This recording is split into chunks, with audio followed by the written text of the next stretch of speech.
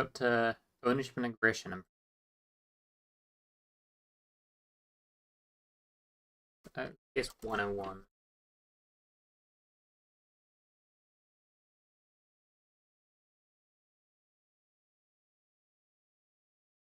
This one for now?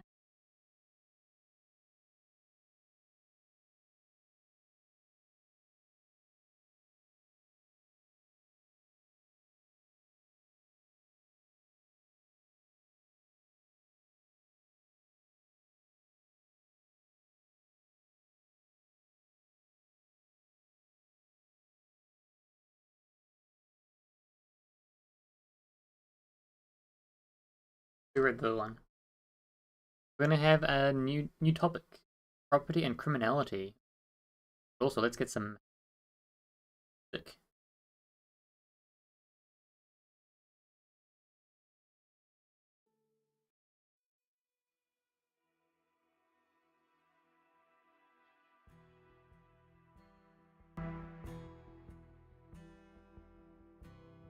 That's good.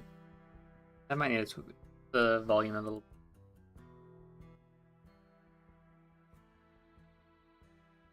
Actually, okay, that does work. It's just.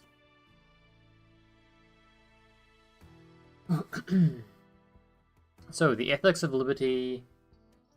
Let's open up another copy of the book, just so that I can put the table of contents. We're in part 2, A Theory of Liberty. We've read part 1, the introduction to. We've read Crusoe's social philosophy, voluntary exchange, ownership and aggression.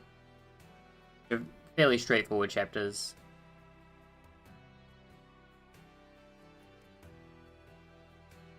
I guess 29 to not really many chapters. I guess I could read up to 3 chapters. I think 3 chapters sounds fair. I'm not up to a hell of a lot. Actually, if I do 3 chapters a week, it's going to take a very long time. Oh well.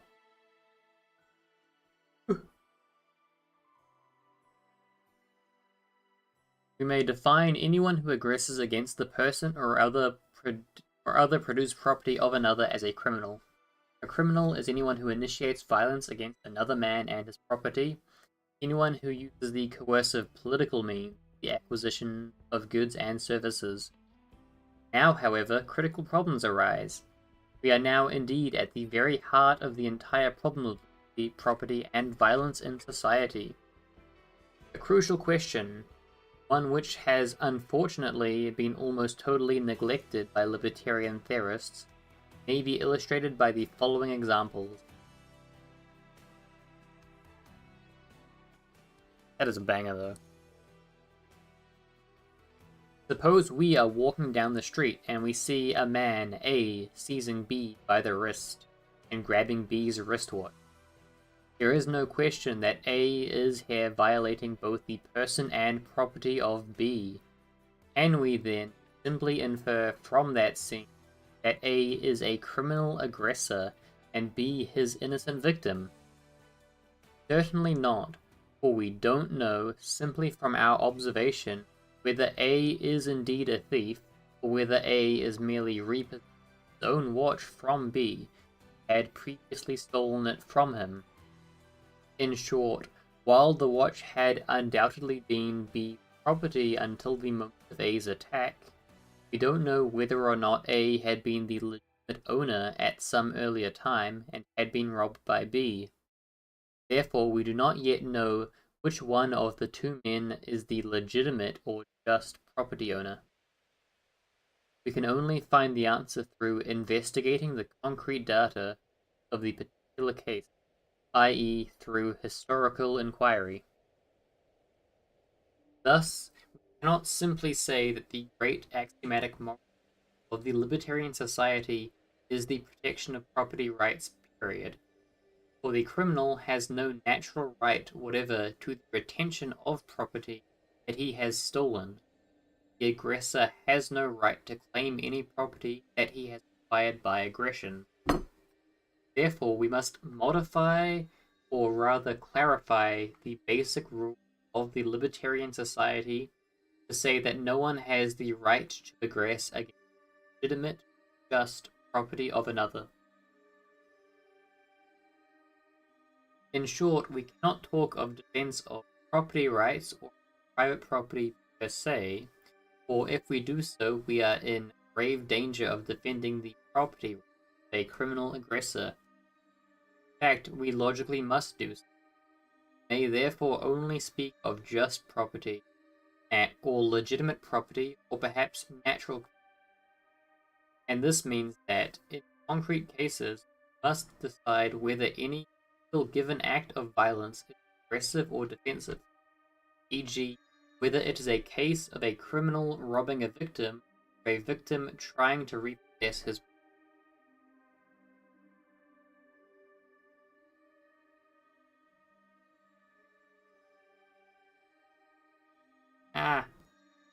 Off center.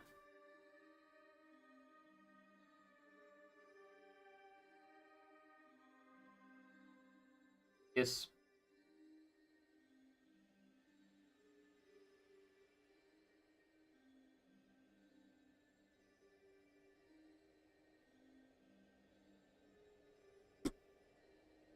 Okay, that should be good.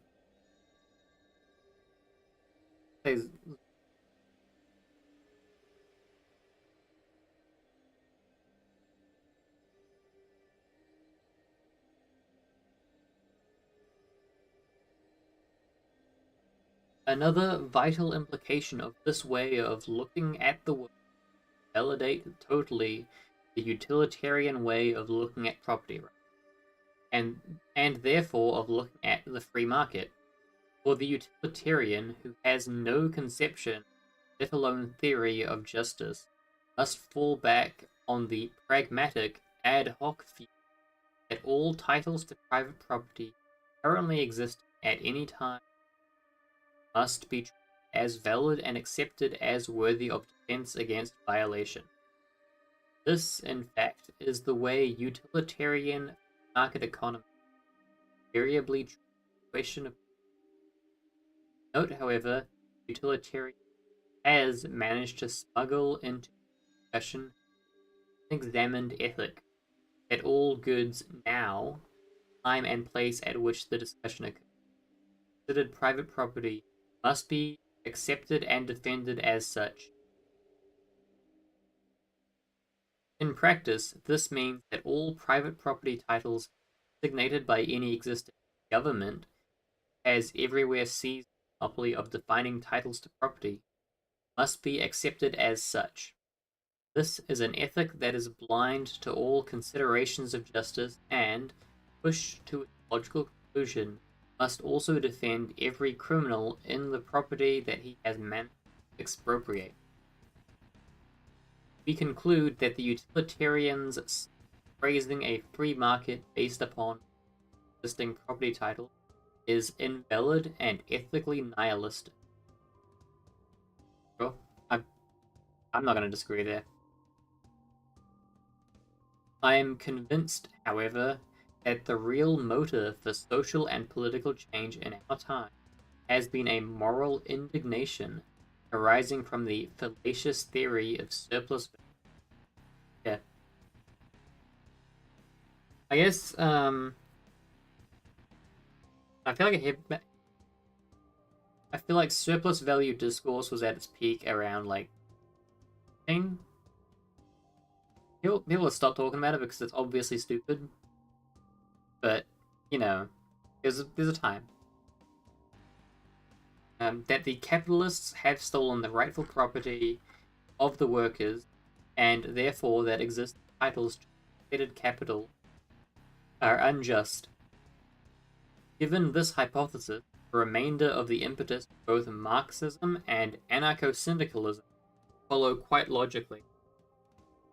From an apprehension of what appears to be monstrous injustice flows the call for expropriation of the expropriated, and in both cases, for some form of reversion of the ownership and the control of the property. Their arguments cannot be successfully countered by the max of utilitarian economics or philosophy, but only by dealing forthrightly with the moral problem, the problem of the justice or injustice of various claims to property. Neither can Marxist be rebutted by utilitarian paeans virtues of social peace. Social peace is all very well. True peace is essentially quiet, unmolested enjoyment of one's legitimate property. A social system founded upon unjust, not molesting them, not peace, rather the enshrinement and entrenchment of oppression. Neither can the Marxists be rebutted by pointing at their use of violent methods.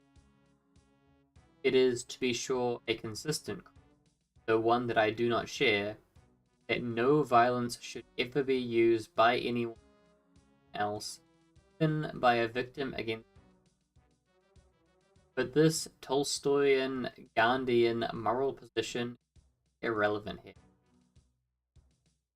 The point at question is whether or not the victim has a moral right to employ violence in property attack or in repossessing property from the criminal. The Tolstoyan may conceive that the has such a right, but may try to persuade them not to exercise that right, a higher morality. But this takes us afield from our discussion into the reach of ethical philosophy. I would only add here that any such total objective to violence must then be considered. Advocate that no criminal ever punished by the use of violent means.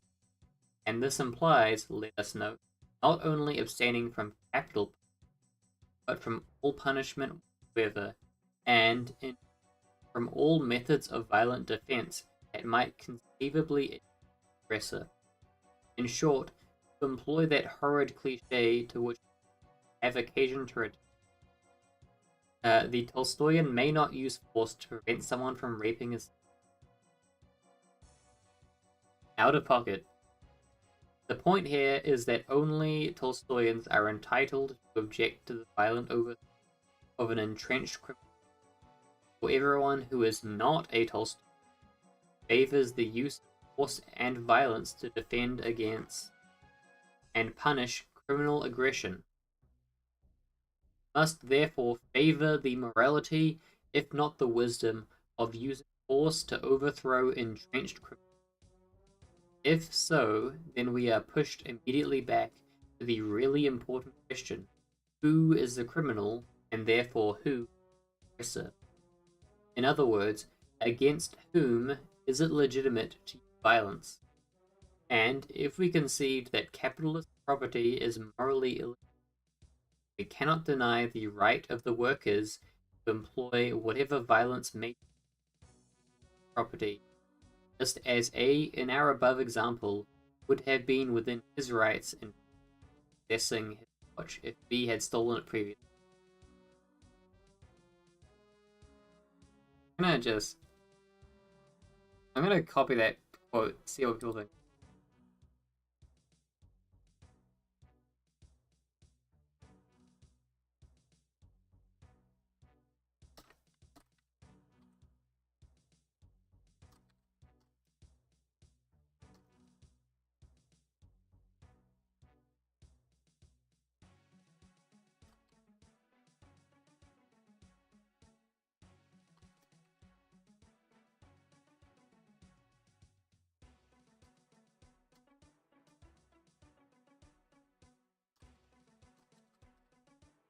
The right of the worker to whatever may be necessary to seize the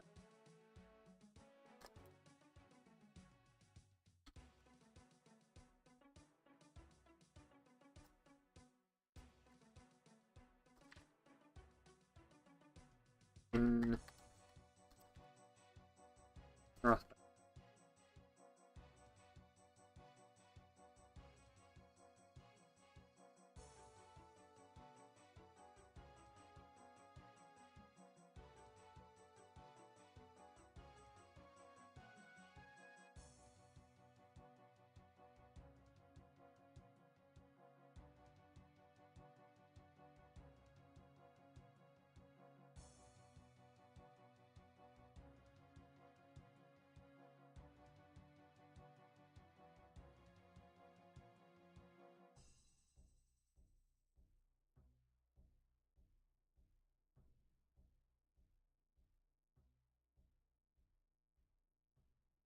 Hell yeah.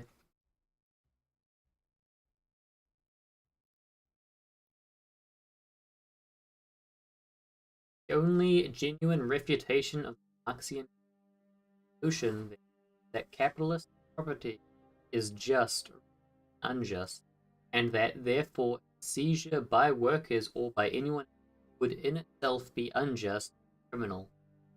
But this means that we must enter into the question of justice of property, and it means further that we cannot get away with the luxury of trying to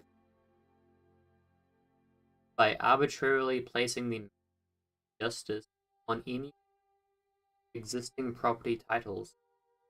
Such an act will scarcely convince that they or others are being grievously oppressed, permanently aggressed against. But this also means we must be prepared to discover cases in the world where violent expropriation of existing property titles will be morally justified, because these titles are themselves unjust and criminal.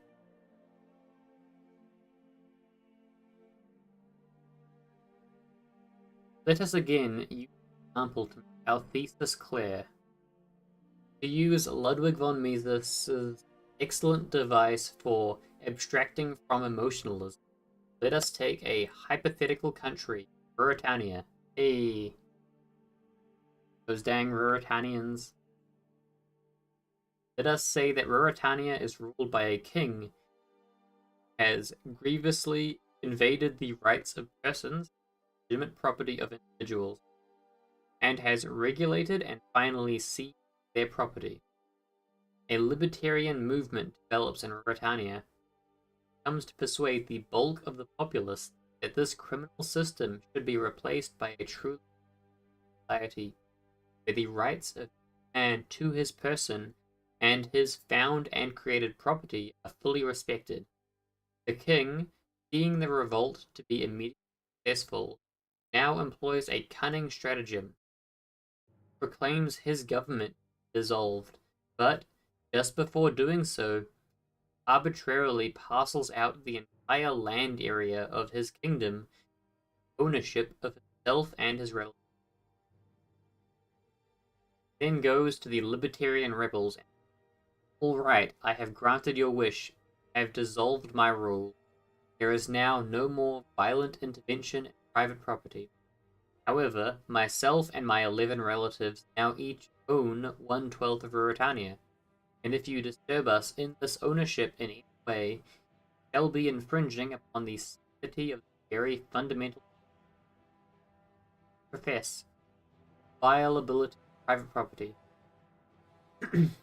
Therefore, while we shall no longer be imposing taxes, you must grant each of us the right to impose any rents and wish upon our tenants, regulate the lives of all people who live on our property as we. This way, taxes shall be fully replaced by private rent. Now, what should be the reply of the libertarian challenge?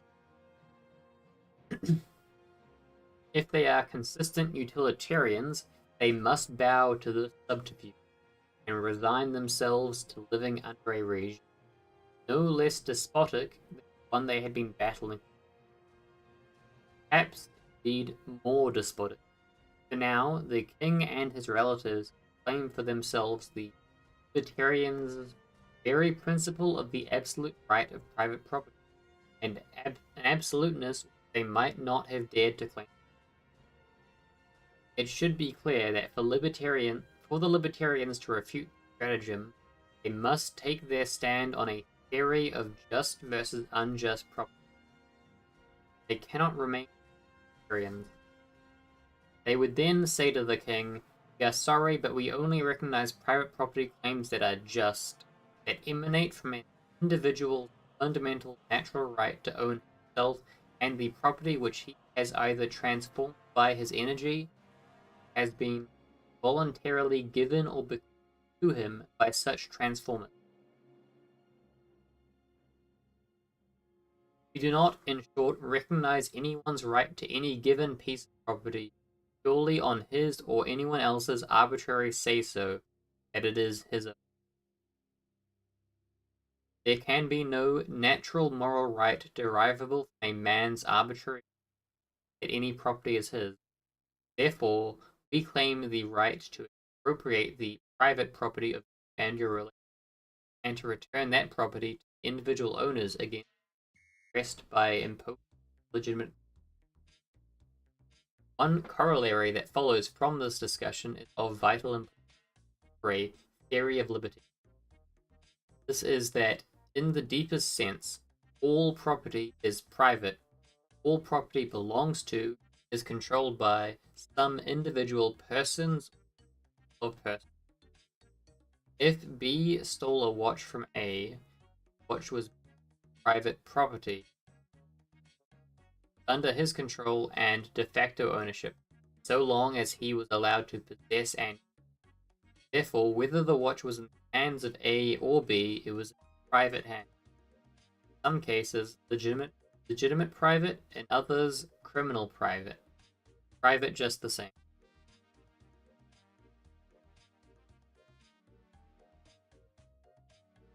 5. As we shall see further below, the same holds for individuals forming themselves into. Thus, when they formed the government, the king and his relatives controlled, therefore at least partially owned, the property of the person against whom they were regressing. When they parceled out the land into private property of each, they again shared in owning the country, though in formally different ways. The form of private property differed in the two cases, but not the essence.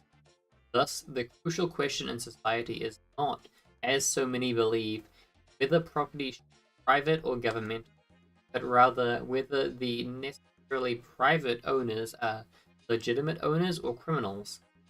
For ultimately, there is no entity, government.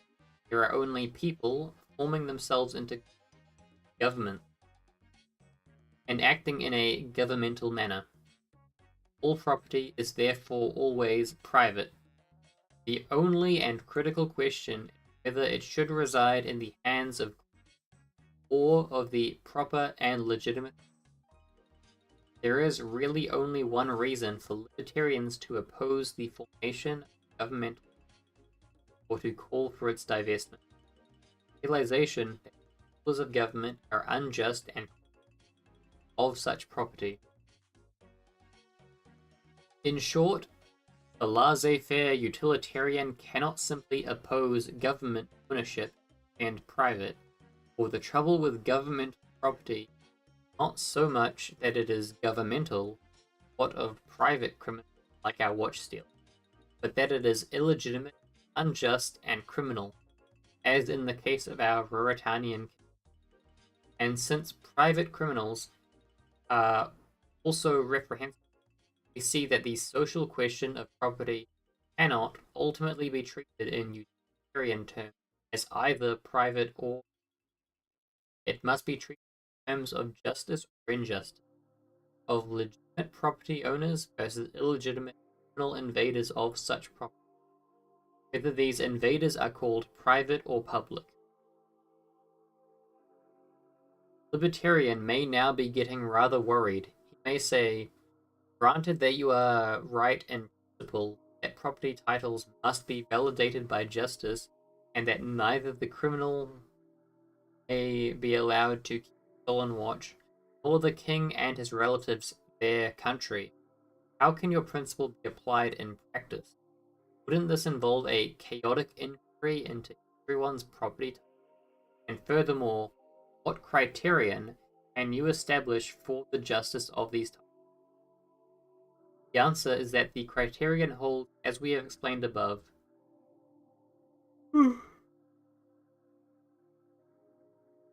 The right of every individual to his own person and the property that he has found and transformed, therefore created, and the property which he has acquired either as gifts from or with other such transformed.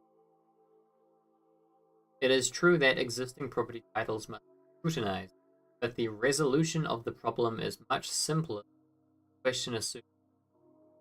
So remember always the basic principle that all resources, all goods, in a state of no ownership belong properly to the first person who finds and transforms them to a useful good, the homestead principle. I have seen this above in the case of unused land and natural resources. First to find and mix his labor with them, possess and use them, produces, and becomes their legitimate property owner. Now suppose that Mr. Jones has a watch. If we cannot clearly show that Jones or his ancestors property title in were criminals, we must say that Mr. Jones has been possessing and using it, that he is truly legitimate and just property owner. Or, to put the case another way, if we do not know if Jones's title to any given property is derived, then we may assume that this property was, at least momentarily, in a state of no ownership. We are not sure about the original title, and therefore that the proper title of ownership reverted instantaneously to Jones as its first possessor and user. In short, where we are not sure about a title, but it cannot be clearly identified as criminally derived, then the title property properly and legitimately reverts to its current possessor.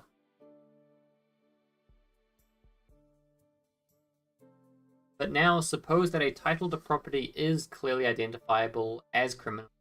Does this necessarily mean that the current possessor must give it up? No, not necessarily. That depends on two considerations. A, whether the victim, the property owner originally aggressed against, or his heirs are clearly identifiable and can be found. B, whether or not the current possessor is himself the stole the property. Suppose, for example, that Jones possessed a watch and that we can clearly show that Jones's title is because 1. His ancestors stole it, or his ancestors purchased it from it, whether wittingly or unwittingly. Now, if we can identify and find the victim or heir, declare that Jones's title to the invalid, and that it must promptly revert to its true and legitimate. Thus, if Jones inherited or purchased the watch from a man who stole it from Smith, and if Smith or the heir to it can be found, title to the watch properly reverts back to Smith or his descendants without compensation the existing possessor of the derived title. Thus, if a current title to property is criminal in origin and the victim or his heir can be found, then the title should immediately revert to the. Damn, my tongue's starting to get numb. Big words, big words.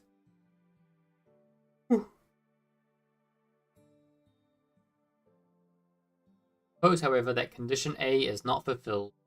In short, that we know that Jones's title is criminal, but that we cannot now find the victim or his current heir. Who now is the legitimate and moral property owner? The answer to this question now depends on whether or not Jones himself is. Whether Jones is the man who stole the watch. If Jones was the thief, it's quite clear that he cannot be allowed to keep it. The criminal cannot be allowed to keep the reward of the crime, and he probably suffers other punishments besides. In that case, who gets the watch? Applying our libertarian theory of property, the watch is now, after Jones has been apprehended, in a state of no ownership. It must therefore become the legitimate property of the first person to homestead it, take it and use it, and therefore to have converted it from an unused, no ownership state to a useful, owned state. The first person who does so then becomes its moral and just owner. But suppose that Jones is not the criminal, not the man who stole the watch, but that he had inherited or had innocently purchased it from the thief. Suppose, of course, that neither the victim nor his heirs can be found. In that case, the disappearance of the victim, that the stolen property comes properly into a state of no, but have seen that any good in a state of no ownership with no legitimate of its title reverts as legitimate property, first person to come along and use it, to appropriate this now unowned resource. This first person is clearly Jones, has been using it. Therefore, we can that even though the property was originally stolen, that if the victim or his heirs cannot be found, and if the current possessor was not the actual criminal who stole the property, title to that property belongs properly, justly, strictly to its current possessor.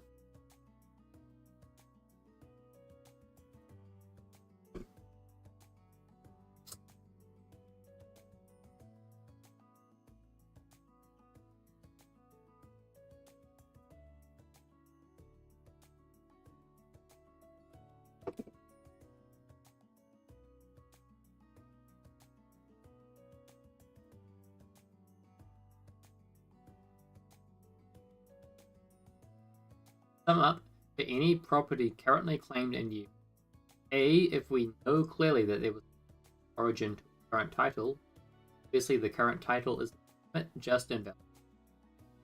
If we don't know whether the current title can't find out either way, then the hypothetically unowned property reverts instantly to current possessor. C, if we do know that the title is criminal, but can't find the victim or if the current title holder was not the criminal aggressor against the property, it's to him justly as the first owner of the hypothetical property. But C2, if the current title holder is himself the criminal or one of the criminals who stole the property, then clearly he is properly deprived of it, and it then reverts to the first man who takes it out of its unowned state and appropriates it for his use.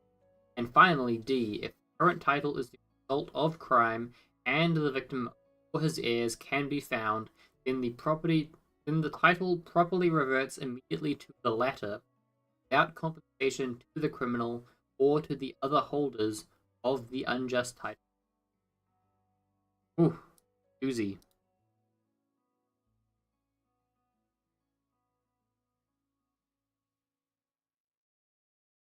Get these. Bam, bam.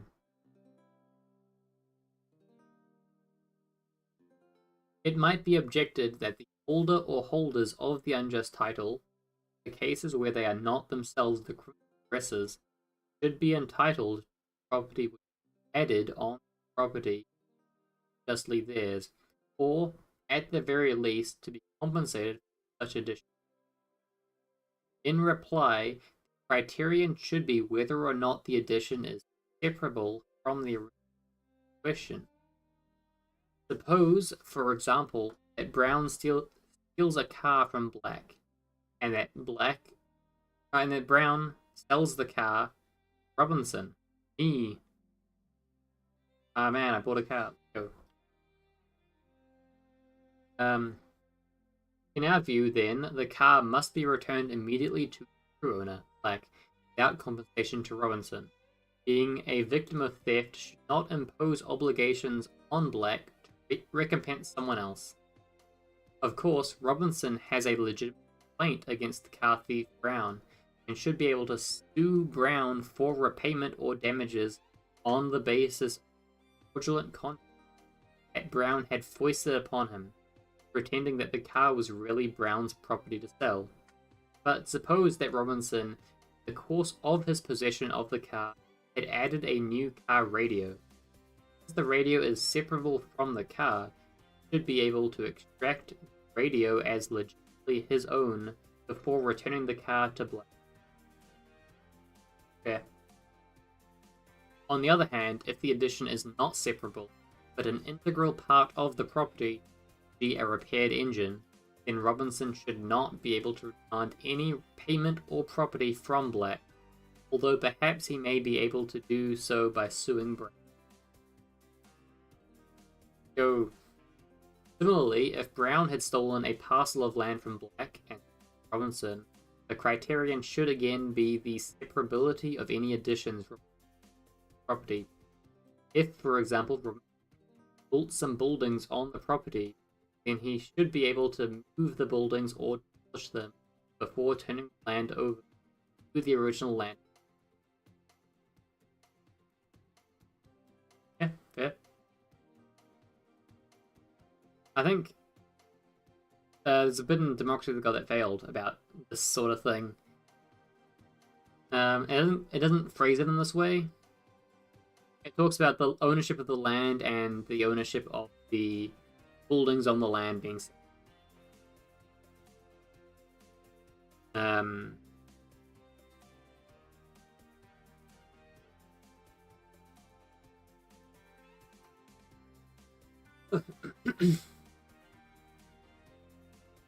Our example of the stolen car enables us to see immediately the justice of the current legal concept of the negotiable instrument.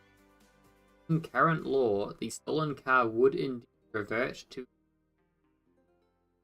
no obligation on the owner's part to compensate the holder of the title. But the state has designated certain goods as negotiable instruments, dollar bills, which the non-criminal recipient or buyer is now, and who cannot be forced to return to the victim. What? Because if your money gets...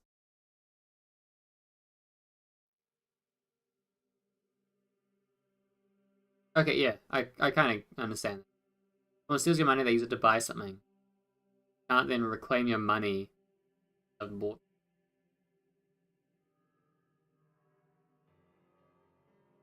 Yeah. Pesky. Special legislation has also made pawnbrokers into a similar privileged class, so that if Brown steals a typewriter from Black and then pawns it with Robert, the pawnbroker may not be forced to return the typewriter to its just property. Black. What the? What? Some readers, our doctrine may seem harsh on good faith recipients, which later turn out to be stolen and unjustly possessed. But you should remember that in the case of land purchase, title searches are a common practice, as well as title insurance against such problems. In the libertarian society, presumably the business of title search and title insurance become more extensive to apply to the wider areas of protection of the rights of private property. We see then that properly developed libertarian theory neither joins libertarians in placing an arbitrary and indiscriminate ethical every current property type, nor does it open the morality of existing titles to total uncertainty and chaos. On the contrary, from the fundamental axiom of the right of every man to property in himself and his own resources, which defines and transforms use, libertarian theory deduces absolute morality and justice of current titles to property, except where the origin of the current titles is criminal and 1. The victim or his heir can be identified and found, or 2. The victim cannot be found, but the current title holder is the criminal in question. In the former case, the property reverts in common justice to the victim or his heirs. In the latter, it becomes the property of the first appropriator, alter its unknown state. We thus have a theory of the rights of property, that every man has an absolute right to the control and ownership of his own body and land resources, mines, and he also has the right to give away such tangible property, so he cannot alienate control over his own person and will, and to exchange it for the derived properties of others. Hence, all legitimate property right derives from every man's property in his own person, as well as the homesteading unowned property rightly belonging to the first possessor. We also have a theory of criminality. A criminal is someone who aggresses against such property. Any criminal titles to property should be invalidated and turned over to the victim. If no such victims can be found, and if the current possessor is himself the criminal, property justly reverts to the current possessor on our basic homesteading. Let us now see how this theory of property may be applied to different categories of property. The simplest case of property in persons. Fundamental axiom of the theory is that each person must be a self-owner, and that no one has the right to interfere with such self-ownership. This there follows immediately property in person. The difficult case of children will be treated.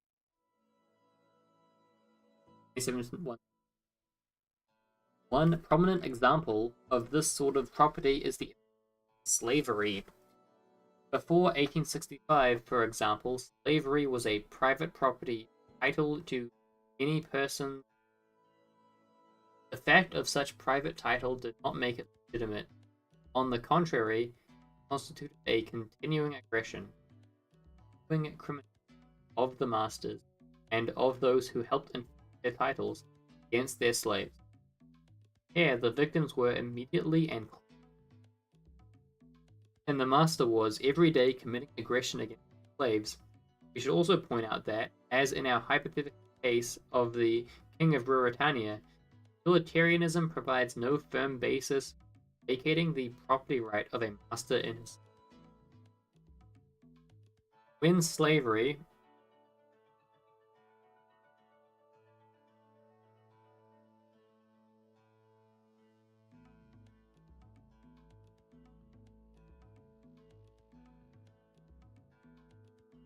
was a common practice, much discussion raged as to how much the master should be monetarily loss of his slavery were to be able. This discussion was pragmatic. Not utilitarian, but pragmatic. It was no one, like, or what do we do? Have apprehended a thief and recovered a stolen. Take the thief. Watch. Or do we punish him? Surely the enslavement of a man's very person is a far more heinous crime than and should be accordingly. As the English classical liberal Benjamin Pearson commented acidly, proposal has been made to slave owners, and he had thought was the slaves should have been. And clearly, such compensation could only justly have come from the slaveholders themselves, and not from the taxpayers. It should be emphasized that on the question of slavery, whether or not it should have been immediately relevant to problems of the sudden impoverishing or of the flowering of Southern alone the question, interesting of course on other grounds, whether slavery was good for the and for the economic growth of would have disappeared in generations. The libertarian, the person who believes in justice, sole consideration injustice and continued oppression of slavery, and therefore the necessity of abolishing as it could be accomplished. Land theft. Woo!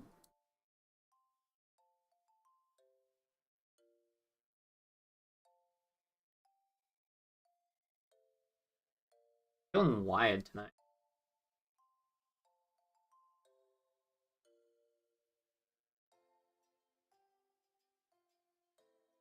One down. This rate, yeah, we have fine. Like,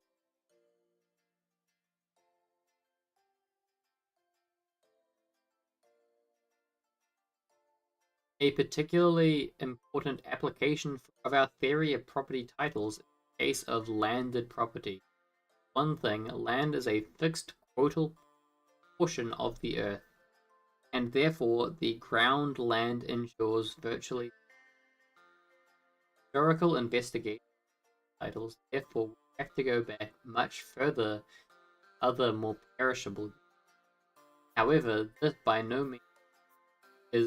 is by no means a critical problem, for as we have seen, where the victims are lost in antiquity, the land properly belongs to any non-criminals who are in current possession.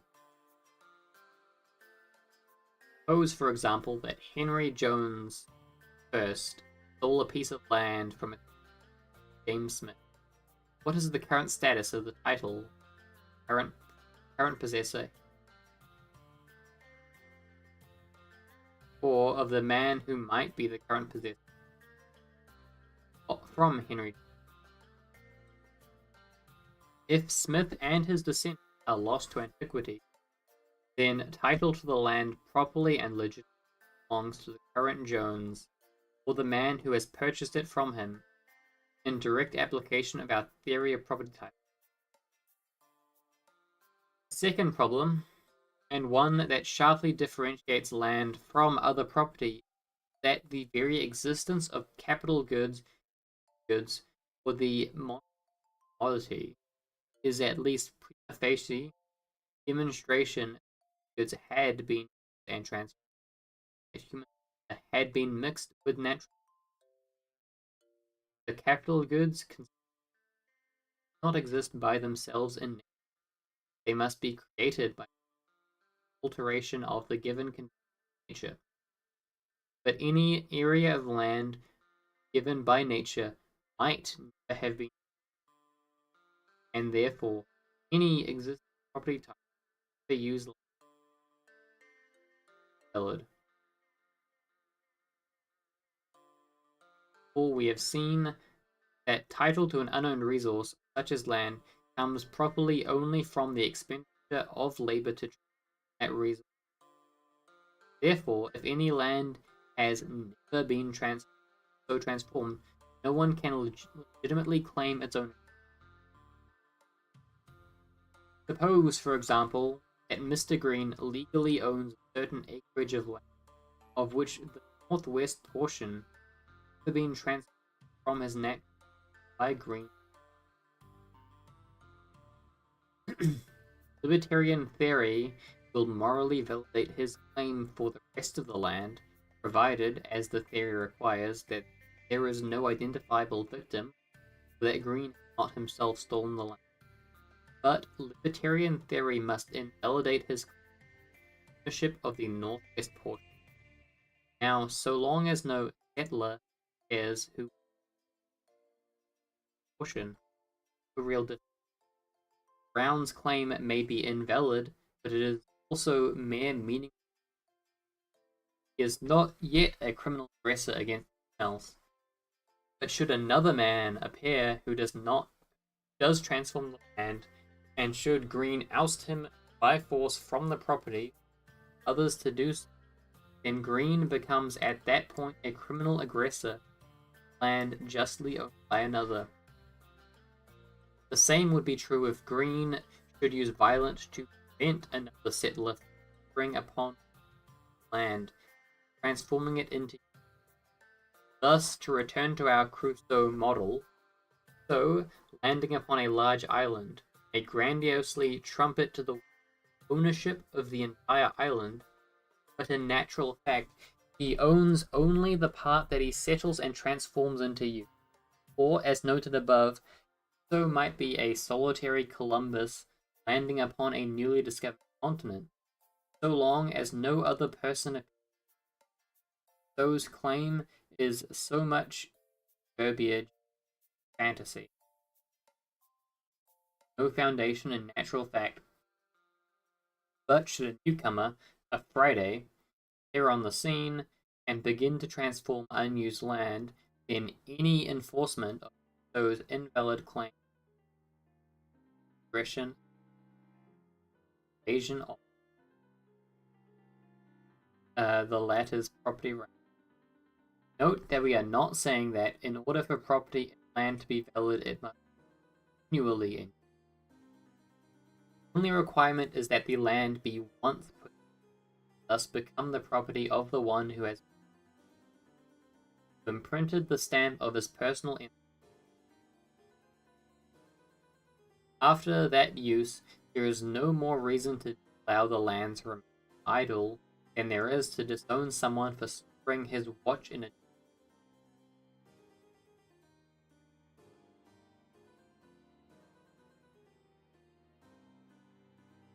One form of invalid land title, any claim to land that has never been put into use. Enforcement of such a claim against the first user becomes aggression against a legit property right. In practice, it must be noted, not at all difficult in its natural virgin state, land that has at some transformed by man for the hand of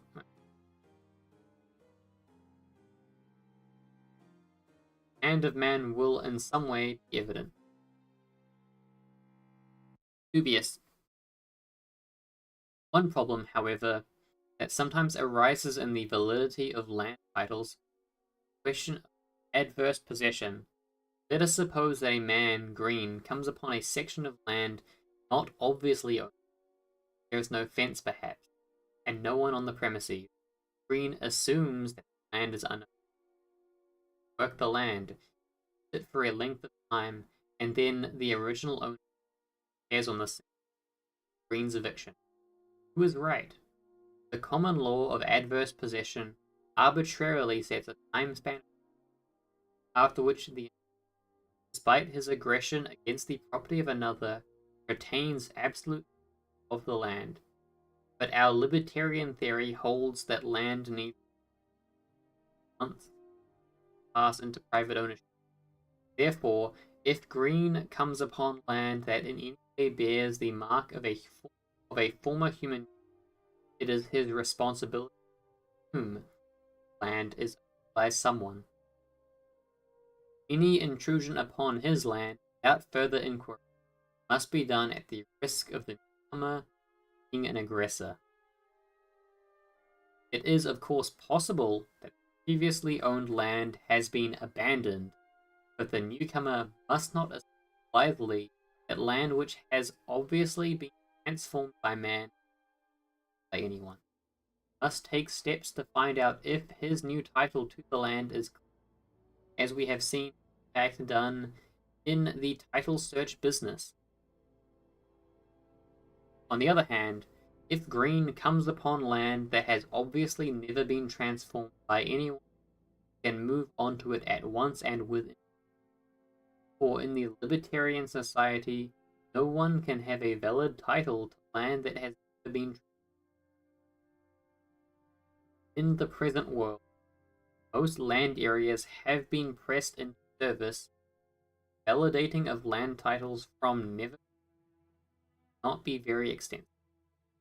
More important nowadays would be invalidating a land title because of a continuing seizure of land property by aggressors. We have already discussed the case of Jones's ancestor having seized a pastoral family, while Jones and owns land in the. But suppose that centuries ago Smith was tilling the soil and therefore legitimately owning the land, and then that Jones came along and settled down near Smith, claiming by use of coercion the title to land, and extracting payment or rent from the privilege of. Suppose that now, centuries later, Smith's descendants, or for that matter, other unrelated families, are now tilling the soil, while Jones's descendants, those who purchased them, still continue to exact tribute from the modern. Where is the true property right in such a case? It should be clear that here, just as in the case of slavery, we have a case of continuing aggression against the owners, true possessors of the land, the tillers or peasants, by the illegitimate, the man whose original to the land and has come from coercion. Just as the original Jones was a aggressor against the, so the modern peasants are being aggressed against by the modern holder of the Jones-derived land title. In this case of what we might call feudalism and monopoly, feudal or monopolist landlords have no legitimate claim to the property. Current tenants or peasants should be the absolute owners of their property, and, as in the case of slavery, land titles should be transferred to the peasants without compensation to the monopoly landlords. Note that feudalism, as we have defined it, not restricted to the case where the peasant is also coerced by violence to remain on the land.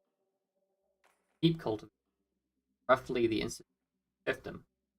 Nor is it restricted to cases where additional measures of violence are used to and maintain landholding, such as the state's prevention by violence of any landlord's sale or bequest of his land or subdivision.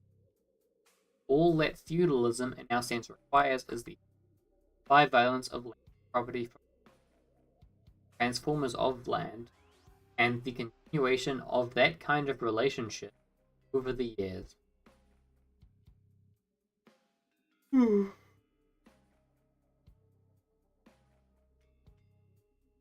Feudal land rent, precise equivalent of paying a by producers to their predatory conquerors. Feudal land rent is therefore a form of permanent.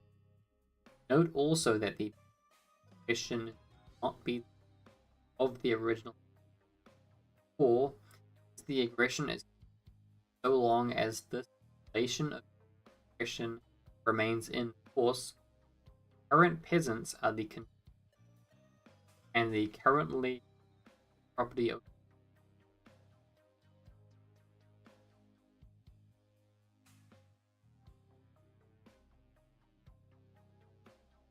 In short, in the case of feudal land, or both of our conditions for invalidating current property type, not only the original, also the current land title is criminal, and the current victims can very easily be identified.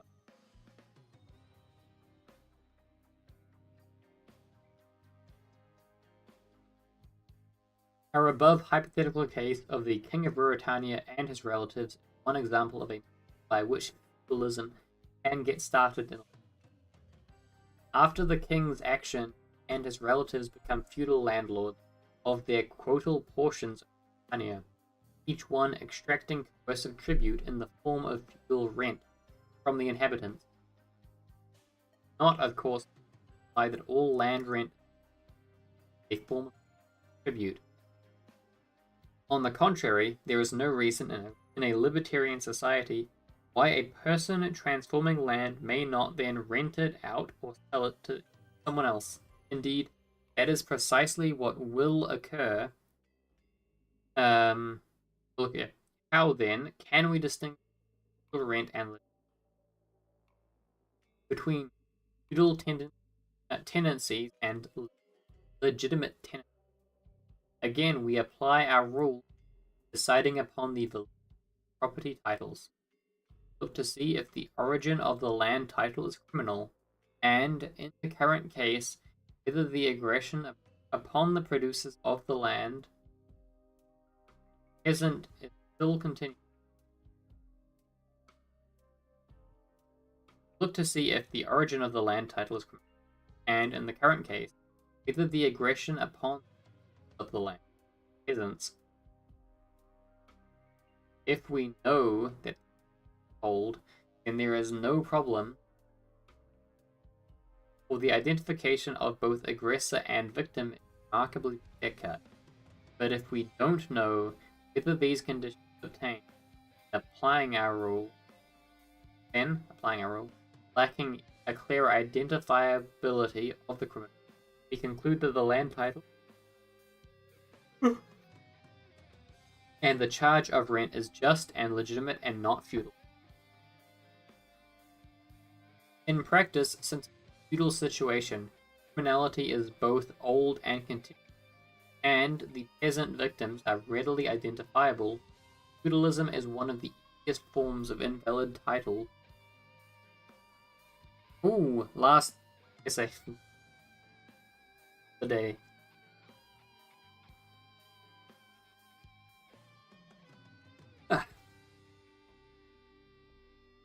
Land monopoly, past and present.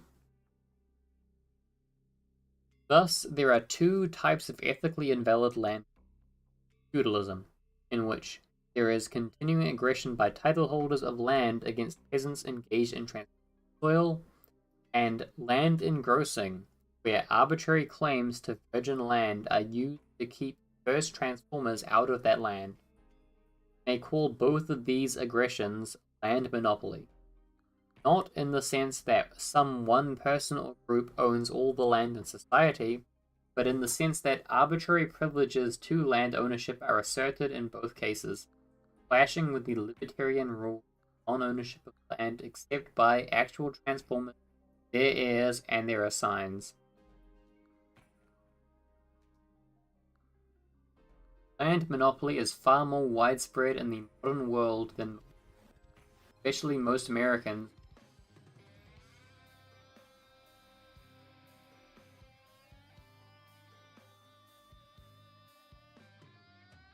When was it written? It was written a long time ago. Like, means.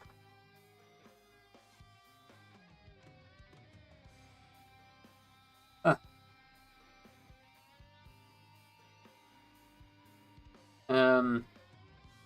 In the undeveloped world, especially in Asia, the Middle East, and Latin America, feudal landholding is a crucial social and economic problem, with or without quasi-serf impositions on persons of the peasantry. Indeed, of the countries of the world, the United States is one of the very few virtually free from due to a happy accident of its historical development. Largely escaping feudalism itself, it is difficult for Americans to take the entire problem seriously. This is particularly true. American laissez-faire economists tend to confine their recommendations for backward countries to preachments about the virtues of the free market. But these preachments naturally fall on deaf ears because free market for American conservatives obviously does not encompass an end to capitalism and the transfer of title to these lands without compensation to the peasantry. And yet, since agriculture is always the overwhelmingly most important developed country, a truly free market, truly libertarian society devoted to justice and property rights can only be established there by ending unjust feudal claims to property. But utilitarian economists, grounded on no ethical theory of property rights, can only fall back on defending whatever status quo may happen to. In this case, unfortunately, the status quo of feudal suppression of justice and of any genuinely free market, land or agriculture. This ignoring of the land problem that Americans and citizens of undeveloped countries talk in different languages, and that neither can begin to understand the other's position. This is a very interesting perspective. I'm feeling this one, you know?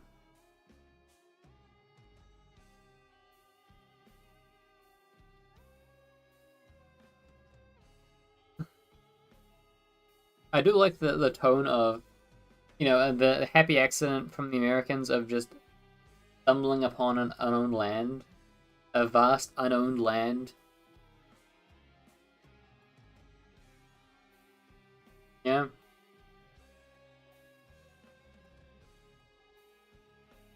American conservatives, in particular, exhort backwards Yeah. American conservatives in particular exhort the backward countries' virtues and the importance of private foreign investment from the advanced countries and of allowing a favorable climate for investment free from governmental harassment.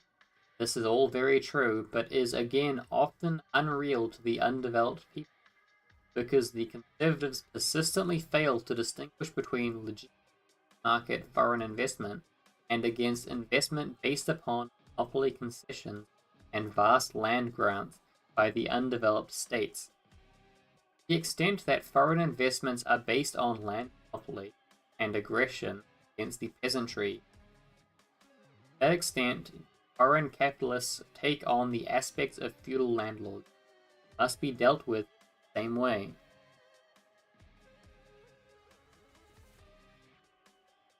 A moving expression of these truths was delivered in the same message to the American people from the prominent left-wing Mexican intellectual Carlos Fuentes older. You have had 4 centuries of uninterrupted development, capitalist structure. We have had 4 centuries of underdevelopment, structure. You had your own origin in the capitalistic revolution. Started from zero, a virgin society totally equal to modern times, without any feudal ballast. On the contrary, we were founded as an appendix of the falling feudal order of the Middle Ages. We inherited its obsolete structures, absorbed its vices, and converted them into the rim of the revolution of the modern world. We come from slavery, latifundio, denial of political, economic, and cultural rights for the masses, a customs house closed to modern ideas. You must understand that the Latin American drama stems from the persistence of those feudal structures over 4 centuries of misery and stagnation, while you were in the revolution, exercising a liberal democracy. And my tongue's getting real crazy numb. Ugh. Okay.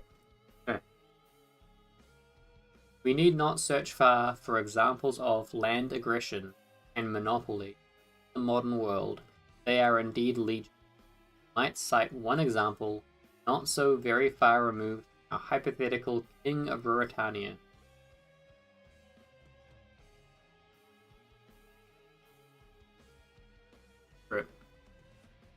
Bada bing.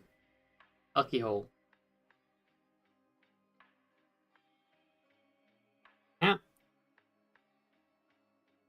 Oh, my Valentine's is out. Valentine's? Ballantines? The old Ballantine? I can't make it.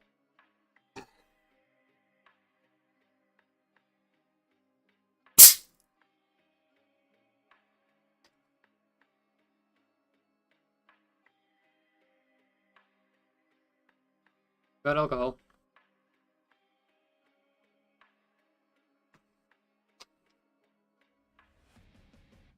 The Shah. Oh, Iran. We're talking about Iran here. Let's go. The Shah owns more than half of all arable land in Iran.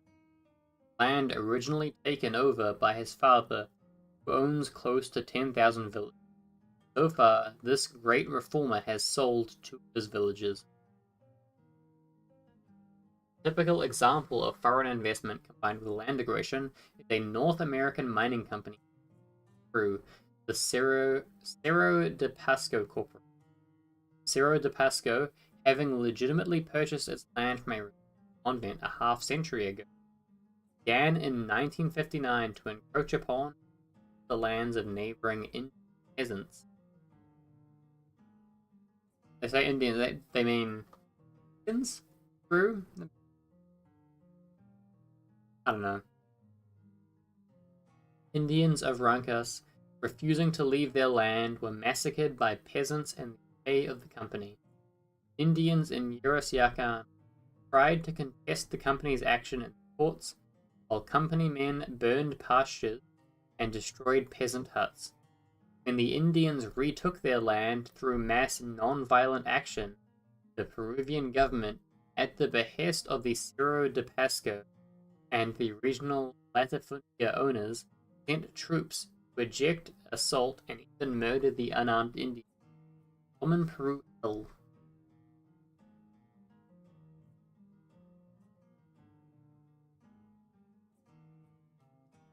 What then is to be our view toward investment in oil land? Major forms of foreign investment in underdeveloped countries in today's world. The major error of most analyses is either a blanket approval or a blanket condemnation. The answer depends on the justice of the property title established in each case.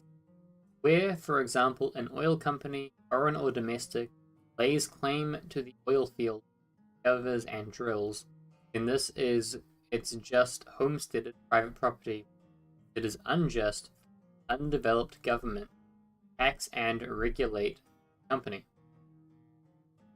Where the government insists on claiming ownership of the land itself and only leases oil to the company, then, as we will see further below, discussing the role of government, the government's claim is illegitimate and invalid, and the company, the role of homesteader, is properly the owner and not merely the renter of the oil land. On the other hand, there are cases where the oil company uses the government of the undeveloped country to grant it, in advance of drilling, a monopoly concession to all the oil in a vast land area, thereby agreeing to the force to switch out all competing oil producers that search for and drill oil in an area. In that case, as in the case above of those arbitrarily using out Friday, the first oil company is illegitimately government to become the land and oil monopoly. Ethically, any new company that enters the scene to discover and drill oil is the proper owner of its homesteaded oil area. A fortiori, of course, our oil concessionaire also used the state to eject peasants from their land by force, as was done, for example, by the Creole Oil Company. A collaborator with the government in the latter's aggression against the property rights of the peasantry. We are now able to see the grave fallacy in the current programs for land reform in developed countries. These programs generally involve minor transfers of the fertile land, along with full compensation to the landlords, often financed by the peasants themselves via state aid. If the landlord's title is just, then any land reform applied to such land is unjust and confiscation of his property. But, on the other hand, his title is unjust, then the reform is dune and fails to reach the heart of the. Or then, the only proper solution is an immediate vacating of the title and its transfer to the peasants, with certainly no compensation to the aggressors who had wrongly seized control of the land. Thus, the land problem in the undeveloped countries can only be solved by applying the rules of justice set forth, and such application requires detailed and wholesale empirical into present titles to land. Sounds exhausting.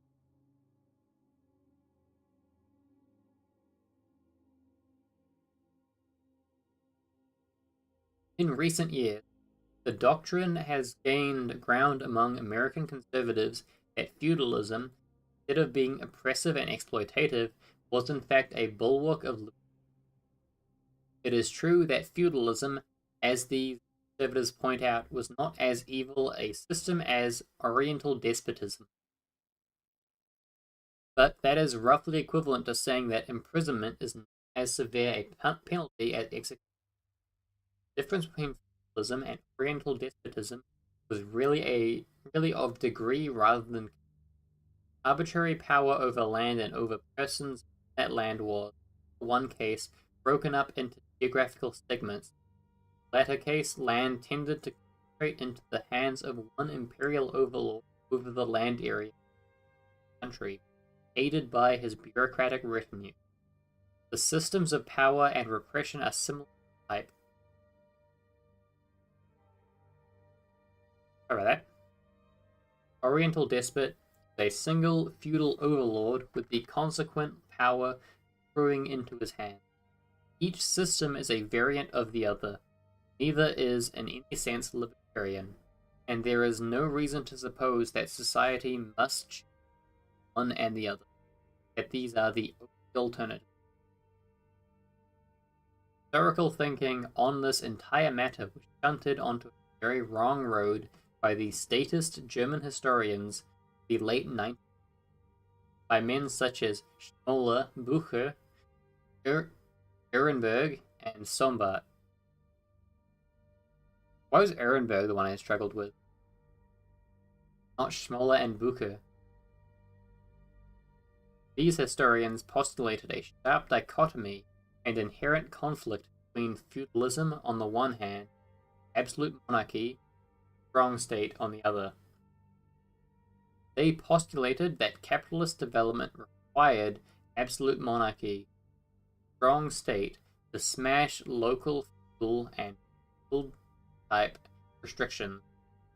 In upholding this dichotomy of capitalism plus the strong central state versus feudalism, they were joined from their own special view by the Marxists, who made no particular distinction. Bourgeoisie made use of the state, and bourgeoisie who acted on the market. Now, some modern conservatives have taken this old dichotomy and turned it on its head.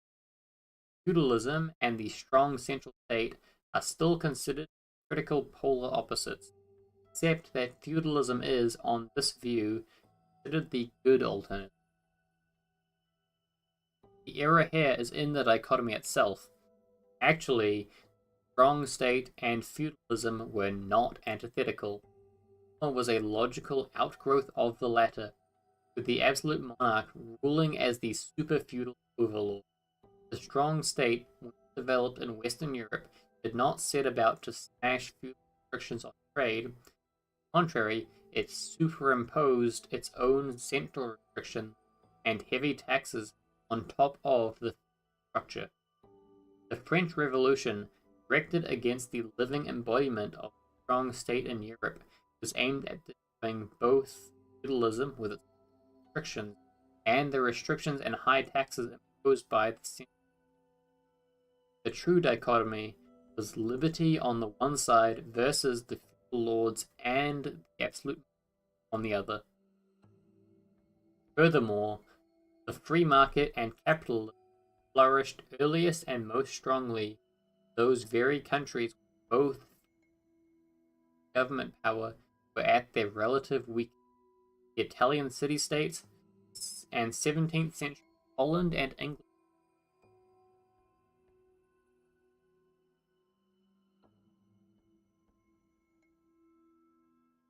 We gotta get out of here. They're not even trying with that name. North America's relative escape from the blight of feudal land and land monopoly was not for lack of trying. Many of the English colonies made strong attempts to establish feudalism, especially where the colonies were chartered companies with proprietorship.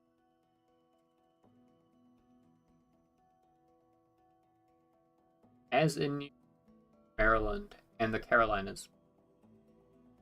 The attempt failed because the New World was a vast and virgin land area, and therefore the numerous receivers of monopoly and feudal grants, many of them enormous size, could only gain profits from them by inducing settlers to come to the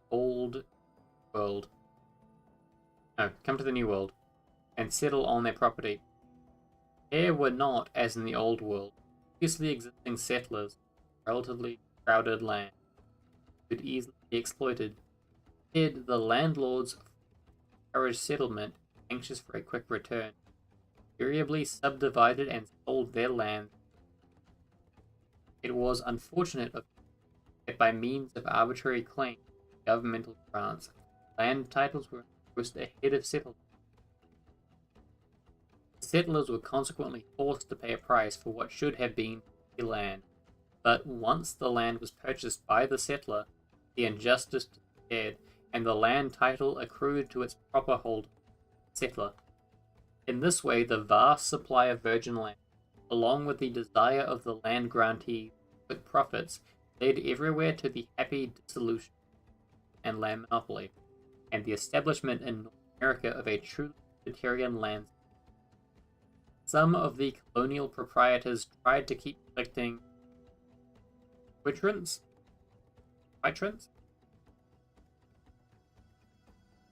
the settlers, last vestige of feudal exactions. But the settlers widely refused to pay or to treat the land as anything but their own.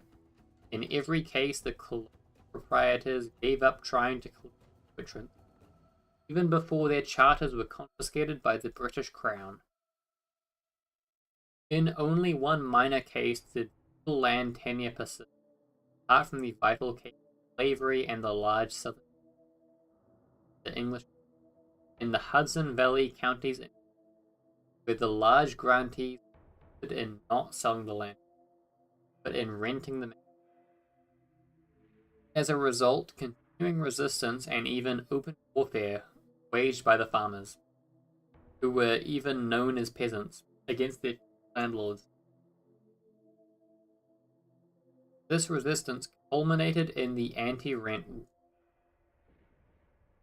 Quitrent extractions finally ended by the state legislature. Last vestige of feudalism outside the South finally disappeared.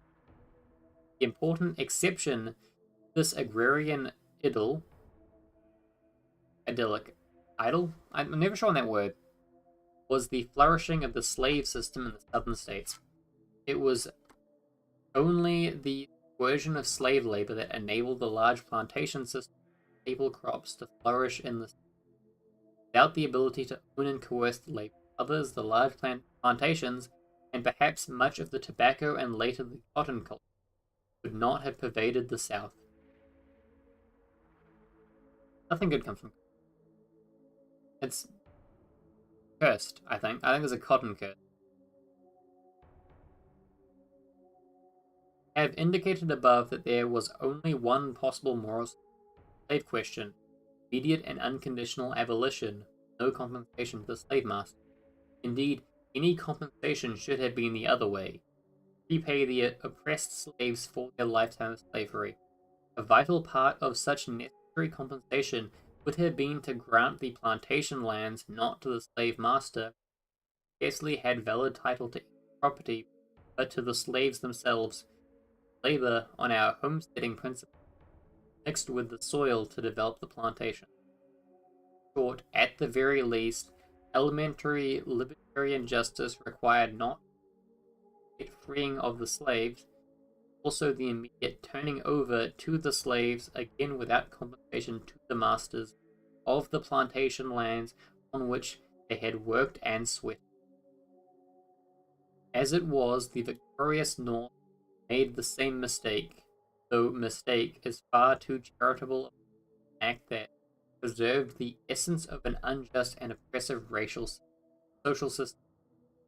As had Tsar Alexander freed the Russian serfs in 1860, bodies of the oppressed with property they had worked and eminently deserved to own remained in the hands of their former oppressors, the economic power thus remaining in their hands. The former lords found themselves virtual masters of what were now free tenants or farm labor. The serfs and the slaves had tasted freedom, but had been cruelly deprived of its.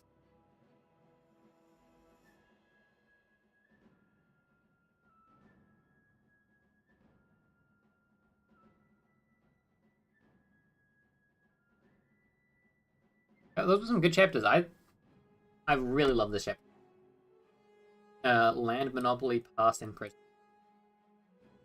I'm gonna call it here. That was 3 chapters, and my tongue hurts. Ah, Not good at reading for long. Self defense is going to be a. No. Good night, guys.